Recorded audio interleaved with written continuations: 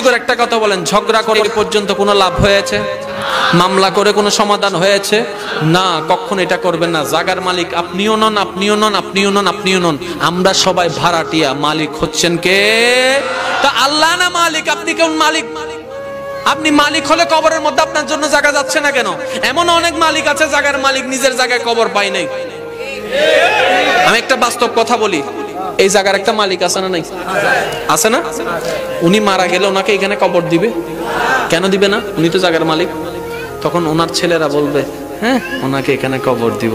ওনাকে একটা কবর দিলে এখানে আশেপাশে তো ঘর আমরা থাকতে পারবো না, বিল্ডিং সবগুলা নষ্ট হয়ে যাবে, জায়গা নষ্ট হয়ে যাবে, ওইখানে দাও, ওইখানে দাও। তুমি বলে যে আমি কিনলাম, আমাকে এখানে দাও। ক বাবা, তুমি আমার জন্য কিনছো, যে তোমার জন্য কিনো নাই। যাও যাও যাও যাও যাও, এটার নাম দুনিয়া, এটার নাম দুনিয়া। মনে রাখবেন, আপনি যদি আল্লাহর এবং নবীর প্রেমে যদি নিজের জীবনকে সাজাতে পারেন, যেই কবরের মধ্যে আপনাকে সবাই একা রেখে আসবে, সেই কবরে যখন আপনি অন্ধকার কবরে একদম একা হয়ে যাবেন, ভয়ে যখন তরতর করে কাঁপবেন, ডানে বামে কাউকে পাবেন না, সেই দিন আমার আল্লাহর রহমত বলবে, বান্দারে চিন্তা করিস না। নবী বলবে, উম্মতরে চিন্তা করিস না, আমরা তোর সাথে আছি। বলেন না সুবহানাল্লাহ। ওইটা চান, এটা চাইেন না। অনেক হয়েছে তো, আর কত? এমনও পর্যন্ত কাহিনী আছে, এক ভাইয়ের জানাজায় আরেক ভাই যাচ্ছে না। সত্যি বলেন, ঠিক না? তো ভাই তো মারা গেছে, যান না। কয় না, সে আমাকে কষ্ট দিয়েছে। ভাই শুনুন, আপনি কাউকে কষ্ট দিচ্ছেন শুধু এতটুকু নয়, আপনি জানাজার মানুষ হারাই ফেলতেছেন। আল্লাহর ওয়াস্তে আজকে থেকে শুধু পারবেন এই জিনিসটা? নবী বলছেন কি সেটা দেখেন, মান সাকাতা নাজাতা, যে চুপ রইল সে নাজাত পেল। বলেন না সুবহানাল্লাহ। আর একটু জোরে বলেন না সুবহানাল্লাহ। যে অপরাধীকে মাফ করে দেয়, আল্লাহ তাকে মাফ করে দেয়। একটা হাদিস শরীফ মনে পড়ছে, বলবো? বলবো? পিছনের ভাইরা বলেন, বলবো? নবী রাহমাতুল লিল আলামিন হাদিসে ঘোষণা দিচ্ছেন, হাসরের ময়দান হয়ে যাবে, আল্লাহ পাক বিচার কাজ শুরু করবেন। ওইখানে একটা বান্দা আল্লাহর বিচারে যাবে, যাবার সাথে সাথে আল্লাহ পাক কি করবেন? ওই মানুষটা যেখানে দাঁড়াবে তার চতুর্পাশে রহমতের একটা চাদর তুলে দিবেন। চাদর যখন তুলে দিবে, বাহিরের কেউ তাকে আর দেখবে না, ভিতরে কি হচ্ছে সেটা আর কেউ দেখবে না।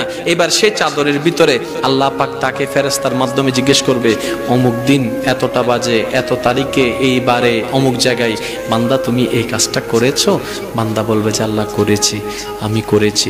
এই কাজটা করেছো? আল্লাহ করেছি। এই ভুলটা করেছো? আল্লাহ করেছি। এই দোষটা করেছো? করেছি।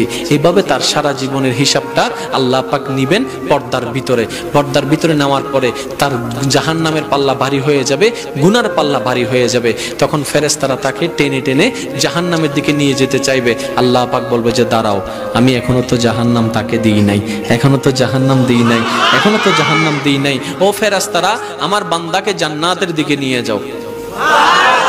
আল্লাহ তার গুনার পাল্লা ভারী হয়েছে, জাহান্নামে না যাবে, জান্নাতে কেন যাচ্ছে? আরেকটি কথা, মওলা এই সবার বিচার করলা তুমি এরকম প্রকাশ্যে, তার বিচারটা কেন তুমি এরকম পর্দার আড়ালে করলা? সেই দিন রহমান উত্তর দিবে, আমার এই বান্দা কোন বান্দা জানো? যে দুনিয়াতে তার বন্ধুর অনেক গোপন খবর জানতো, ভাইয়ের অনেক গোপন খবর জানতো, বান্ধবীর অনেক গোপন খবর জানতো, বউয়ের অনেক গোপন খবর জানতো, মা বাবার অনেক গোপন খবর জানতো, চাচা জ্যাঠার মামার অনেক গোপন খবর জানতো, আমার বান্দাদের অনেক গোপন খবর জানতো। কিন্তু সেই গোপন খবর সে প্রকাশ করে দেয় নাই, কাউকে বেইজ্জত করে নাই, অপমানিত করে নাই। সে আমার বান্দার ইজ্জত রক্ষা করেছে। আজকে আমি আল্লাহ তাকে পর্দার ভিতর বিচার করে তার ইজ্জতকে রক্ষা করে দিলাম। সুবহানাল্লাহ। তো আল্লাহ তুমি মাফ করে দিলা কেন? আমার বান্দা এটা সেই বান্দা যে সামর্থ্য থাকার পরও গালি দেয় নাই, আঘাত করে নাই, আহত করে নাই, প্রতিশোধ নেয় নাই। সে সর্বদা আমি আল্লাহকে খুশি করার জন্য অন্যকে মাফ করে দিয়েছে। আমি আল্লাহ আজকে তাকে মাফ করে দিয়েছি। বলেন সুবহানাল্লাহ।